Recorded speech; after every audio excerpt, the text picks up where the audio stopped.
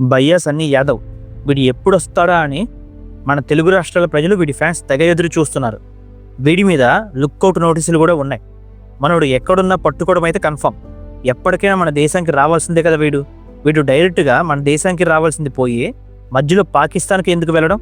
అసలే మళ్ళీ వారు ఎప్పుడు జరుగుతుందా, పాకిస్తాన్ వాళ్ళు మళ్ళీ మన మీద ఏ విధంగా అటాక్ చేస్తారా అని మన దేశంలో మళ్ళీ ఎలాంటి అటాకులు జరగకుండా ఉండటానికి సెక్యూరిటీని పెంచడం కోసం మన ఇంటెలిజెన్స్ వాళ్ళు ఆలోచిస్తుంటే మనోడు ఏం టెన్షన్ లేకుండా పాకిస్తాన్లో ఒక యూనివర్సిటీకి వెళ్ళడం, అక్కడ మనోడికి వాళ్ళు గ్రాండ్ వెల్కమ్లు చెప్పడం, అక్కడ వాళ్ళతో మనోడి మీటింగులు ఇవన్నీ చూస్తుంటే వీడు వాళ్ళతో మీటింగులు పెట్టడం కోసమే పాకిస్తాన్ వెళ్ళాడా అన్నట్లు ఉంది. అసలు ఆ పాకిస్తాన్ వాళ్ళకు కావాల్సింది కూడా ఇలాంటి ట్రావెల్ బ్లాగ్స్ చేసేవాళ్ళే.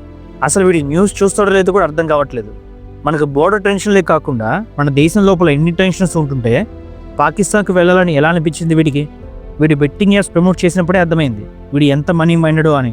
మనీ కోసం మన దేశాన్ని తాకట్టు పెట్టలేదని గ్యారంటీ ఏంటి? ఇలాంటివి జ్యోతి మల్హోత్రా విషయంలో మనం మొన్నే చూసాం. ఇలాగే ట్రావెల్ బ్లాగ్స్ చేస్తూ మన ఇంటర్నల్ సెక్యూరిటీ లొకేషన్స్ని పాకిస్తాన్కి షేర్ చేసింది. పహల్గామ్ అటాక్ తర్వాత మన దేశంలో పాకిస్తాన్కి సపోర్ట్ చేస్తూ పాకిస్తాన్ ఉగ్రవాద సంస్థకి పనిచేసే వాళ్ళని ఏరి పారేస్తున్నారు. సన్నీ యాదవ్ అయితే ఈ వీడియో ఇప్పటిది కాదు, ఫిబ్రవరిలో తీసింది, జస్ట్ ఇప్పుడు అప్లోడ్ చేసా అంటున్నాడు. ఫిబ్రవరిలో వీడియో తీస్తే పహల్గామ్ అటాక్ జరిగిన ఇన్ని రోజులకి ఎందుకు అప్లోడ్ చేయాల్సి వచ్చింది? పహల్గామ్ అటాక్కి ముందు పాకిస్తాన్ వెళ్ళి తీసిన వీడియో అంటున్నాడంటే కొంచెం ఆలోచించాల్సిన విషయమే.